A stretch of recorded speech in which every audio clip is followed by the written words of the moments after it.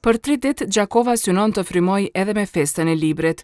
Panajiri me titull Ditët e Librit në Qarshinë e Madhe po mbahet për herë të parë jo veç si test për organizimin, por edhe për lexuesin në qytetin që njihet për traditë në fushën e artit e të kulturës.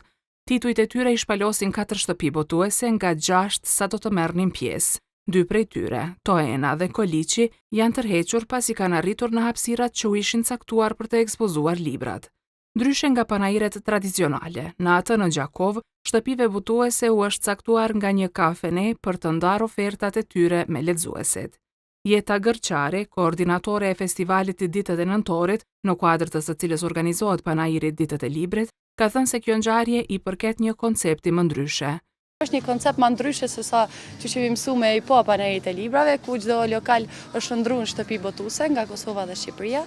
Qëllimisht që kjo është një zonë edhe që do të thotë shumë edhe për kulturën dhe për trashëgimin ton.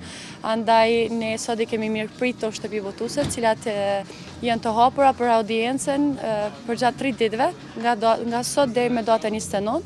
Për 3 ditë, lexuesi në Gjakov mund të eksplorojë në titujt e botimeve Koha e shtëpive botuese Dukagjini, Albas dhe Efekos.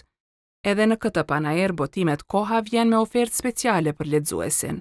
Menaxheri i shitjeve në botimet Koha, Fidan Imeri, ka thënë se zbritja për librin shkon deri në 70%. Kemi përzier këtë ofertë deri në 70% zbritje, për një arsye sepse për herën e parë po marrim pjesë në një organizim të tillë. Atëherë vendosëm që të bëjmë zbritje dhe t'ju ofrojmë qytetarëve të Gjakovës një super zbritje deri në 70%.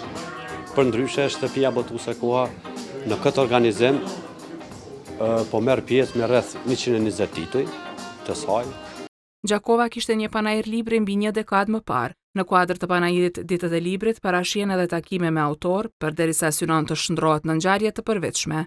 Festivali Ditët e Nëntorit si vjet po organizon edicionin e dytë, midis ngjarjeve muzikore, panele diskutime e të tjera. Kryengjarje si vjetme është vlerësuar koncerti i yllit botror të operës Ermonela Jaho në hapje të Ditëve të Nëntorit më 15 nëntor.